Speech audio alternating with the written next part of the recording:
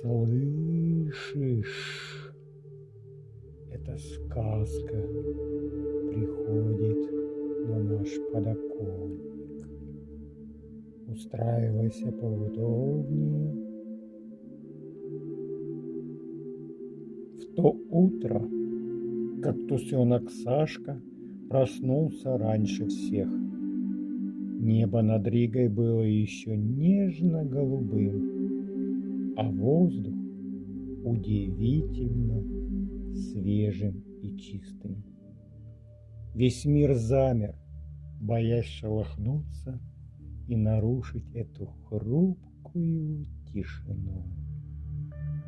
Вдруг, как тусенок Сашка, вздрогнул. На его самой верхней иголке, на самом кончике, поселилось что-то необычное. Это не был озорной ветер и не колючий солнечный зайчик.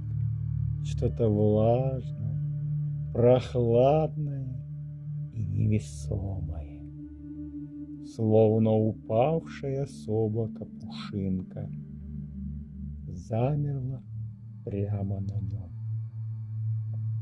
Это была небесная слезинка, крошечная капелька росы. Она дрожала на иголке, превратившись в чистую хрустальную бусинку. Сашка затаил дыхание. Он боялся даже моргнуть, чтоб не спугнуть это сокровище, которое могло соскользнуть вниз от любого движения. И тут случилось чудо. Первое утреннее солнце заглянуло в окно, коснулось капли, и она вспыхнула. Крошечная росинка превратилась в магическое зеркальце. В этом прозрачном шарике вдруг уместилось все: и бесконечная глубина неба, и далекие сосновые леса, и золотые искры пробуждающегося дня. В ту минуту небесная слезинка едва слышно прошептала Сашке свой секрет.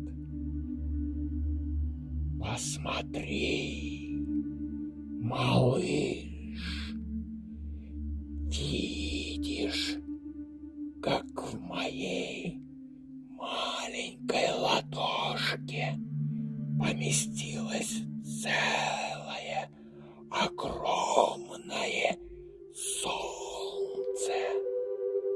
Так и в тебе, даже если ты кажешься себе совсем небольшим, живет целый мир, полный света и красоты.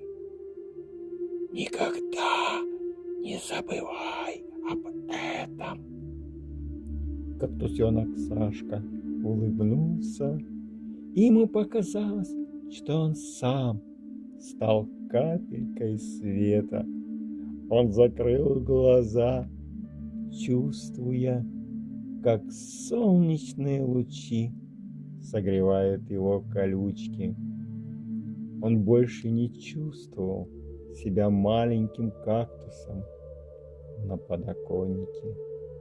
Он чувствовал себя частью большой и прекрасной вселенной. Вот такая история произошла на нашем подоконнике. До скорой встречи. Пока-пока.